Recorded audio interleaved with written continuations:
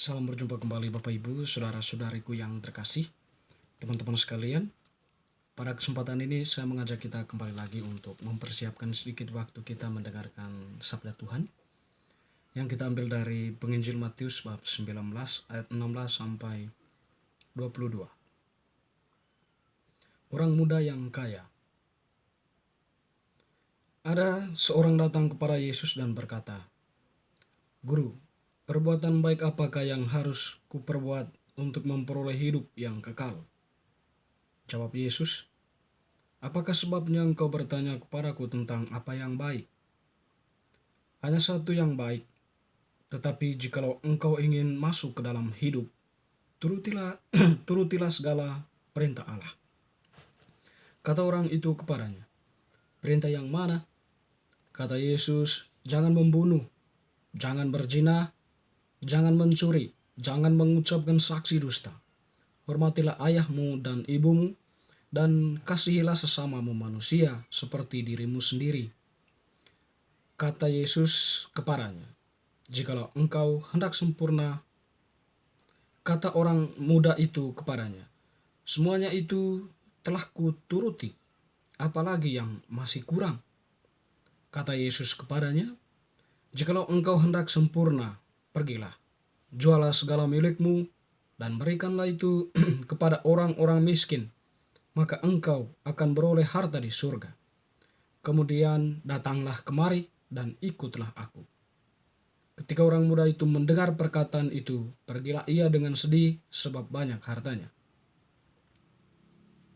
Demikianlah sabda Tuhan, terpujilah Kristus.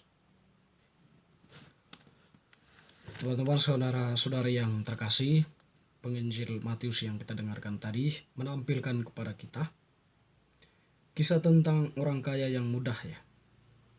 Kisah ini diawali dengan sebuah pertanyaan dari orang mudah itu kepada Yesus. "Guru, perbuatan baik apakah yang harus kuperbuat untuk memperoleh hidup yang kekal?"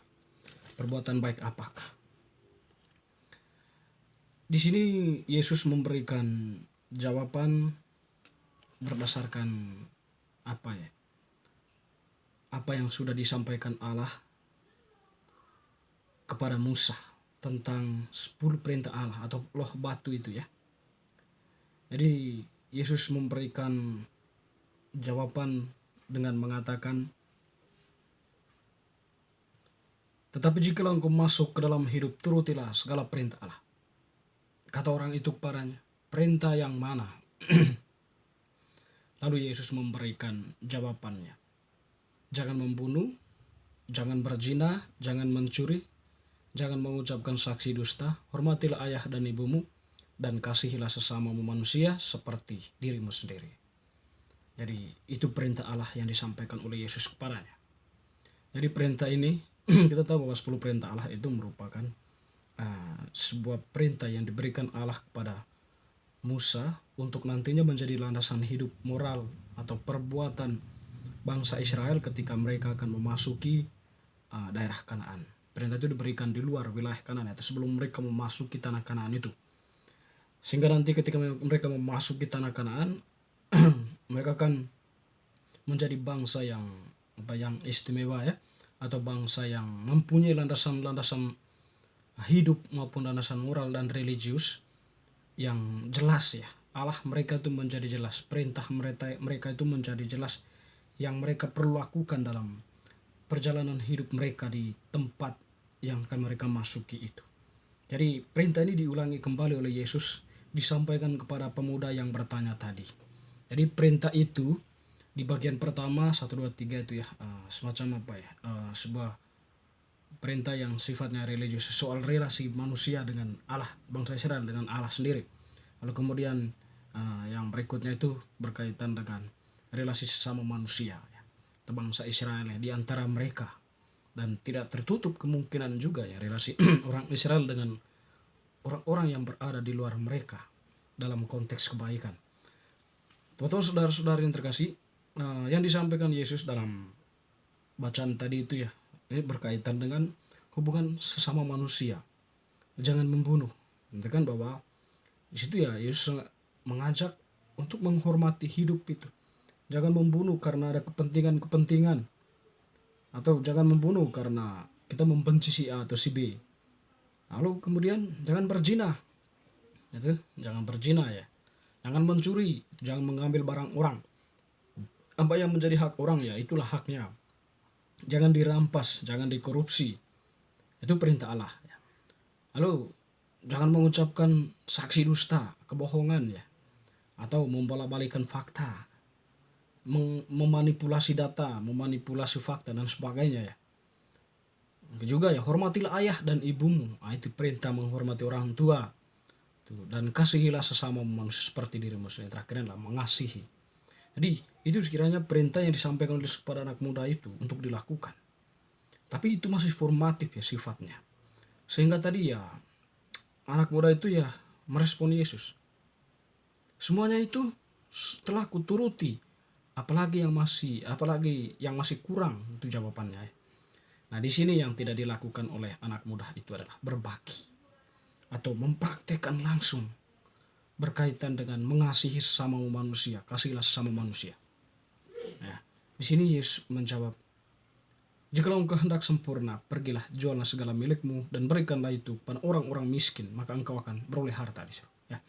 Yesus mengajak dia untuk menjual hartanya, lalu kemudian memberikan itu kepada orang miskin. Tentu dalam hal ini ya, Yesus mengajak dia ya, untuk jangan pelit gitu lah. Kau punya harta yang baik.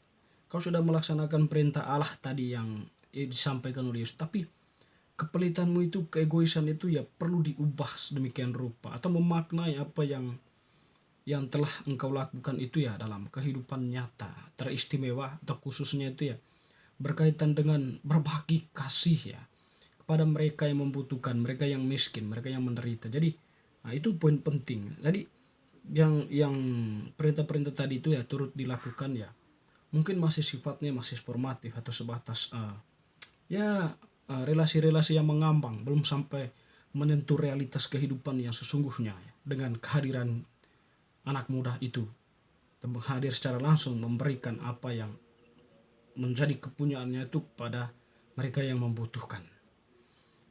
Jadi pada akhirnya kemudian ya orang muda itu rasa-rasanya berat untuk melakukan itu ya, atau semacam apa yang disampaikan oleh Yesus, agar kau sempurna ya berbagilah, berbuatlah baik. Berat bagi dia ya untuk membagikan hartanya ya, untuk menjual harta lalu memberikannya kepada orang-orang miskin atau orang-orang menderita. Berat sehingga dia pergi dengan sedih ya. Jadi menjadi jelas di situ bahwa kekurangan anak muda itu ya keegoisannya ya, pelitnya, tidak mau berbagi dengan yang lain.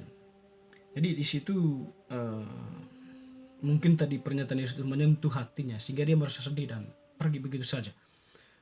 Jadi mungkin pesan yang baik atau yang mungkin kita ambil dari sini bahwa untuk memasuki hidup yang kekal ya, guru, perbuatan apa yang harus kuperbuat untuk berhidup?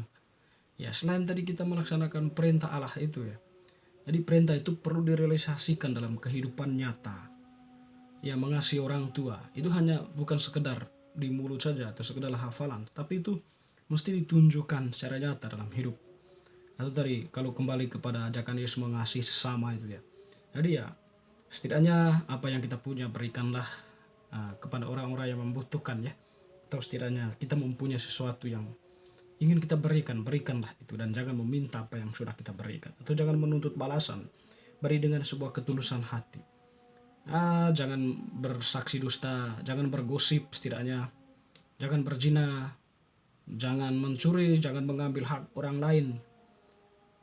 Lalu mengasihi sesama itu ya tadi, menghargai perjuangan orang lain, mendukung usaha orang lain, memberikan respek, rasa hormat terhadap prestasi orang lain ya. Setidaknya itu bentuk-bentuk nyata dari dari perintah-perintah itu ya.